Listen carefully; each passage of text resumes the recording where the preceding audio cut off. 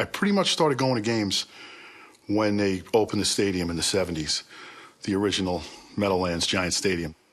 Football's part of our life. I go to probably 6 or 7 games a year.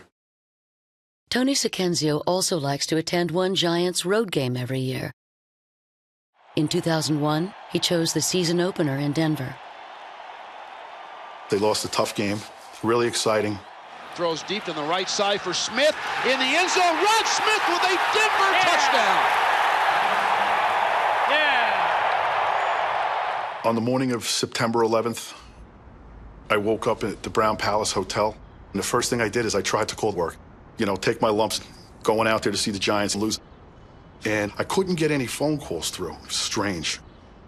And then I finally got through to Patty. I got through to my wife, and she said, put the TV on.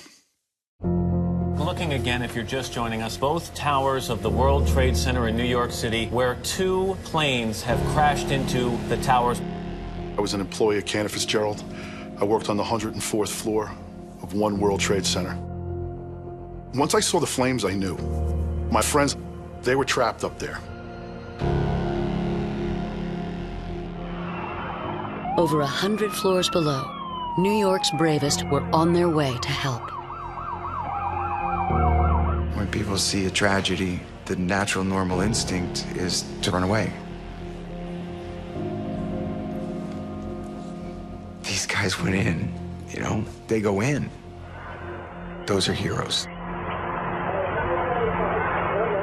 My brother Jimmy was one of the first responders in Tower 1. He was just climbing, helping civilians down. The first building fell down. It felt like an earthquake, he said. He was just holding on to the railings in the stairway. Finally, his lieutenant just screamed at everybody and told them to get out. They rushed down to like the 4th floor, and it was all pitch black. And he said, I don't know who the guy was, but somebody screamed that there was a doorway. And he said all he remembers is just the marble cracking around him and just running while the building was falling behind him.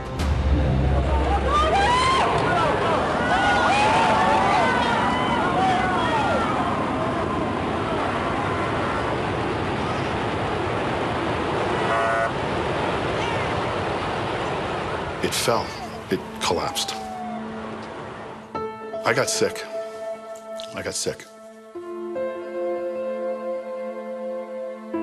They still hadn't heard from my brother Jimmy, so when we saw the tower come down, we thought the worst. It was very emotional. Jimmy asked somebody who had a phone on the street to call my parents and tell them that he was alive. He didn't even have time to tell me where he was. It was very, very quick. Walked in the house and no words needed to be said. He looked at me and said, you know, that's how close he was. Give him a hug and, you know, be happy he's still alive, but others weren't as fortunate. The guys I lost 47 of 51 of my guys. In 2000, there was 8 of us sitting together at the Super Bowl. Right before the national anthem, one of my friends, Peter Garofalo, he said, look at all these people, and always having in the back of our mind what happened in '93 with the first explosion in the building. Peter said, imagine if there was some sort of attack here. There's 80,000 people here. And Joe Plumatello said, no, they're coming back to get us in that building. That's what he said. And that stuck in my head. Little did we know what was to happen. You know, seeing that skyline without the towers, it upset you to the core.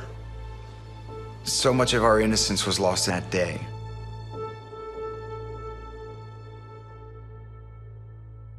The initial focus was entirely on the people of the city of New York, and most particularly the people of the NFL and their families. 2 of our employees had lost their spouses. Julia Collins had lost her husband. Also, Ed Tye, we ended up going over as a group with Ed Tye to St. Patrick's at 5:30 just to reflect and pray and try to help him work through the anger and the horror that he was facing as an individual. Giants offensive lineman Jason Whittle was also there for someone in need. On the morning of the terrorist attacks, his best friend's brother, Randy Drake, was hit with debris when the plane hit the South Tower. Randy was in critical condition, but none of his family from Missouri could be with him because all flights were grounded. I made the call to Jason that said, look, Randy, he may not make it through the night, and can you be there? And of course, there was no, hesitation. So I went up to the George Washington Bridge, and they had it completely shut down. And so I went down to the Lincoln, and then the Holland, and then I think I tried one of the other bridges, and they just had everything shut down. It was probably 12:30 by the time I got back up to the George Washington Bridge. They weren't letting anybody in unless you were family. I told the police officer that was there that, I played for the Giants, and it was my brother. And he thought about it for a second, and he took me across the George Washington Bridge at about 100 miles an hour. And then he dropped me off to another policeman, and then he drove me the rest of the way down to the hospital. Whittle stayed at Randy's bedside until his family arrived on Thursday. I told him I love him and thanks, and what else can you say but thanks, I know it meant a lot to him, but I know that any one of them would have done the same thing for me, so it's not like I did something super great.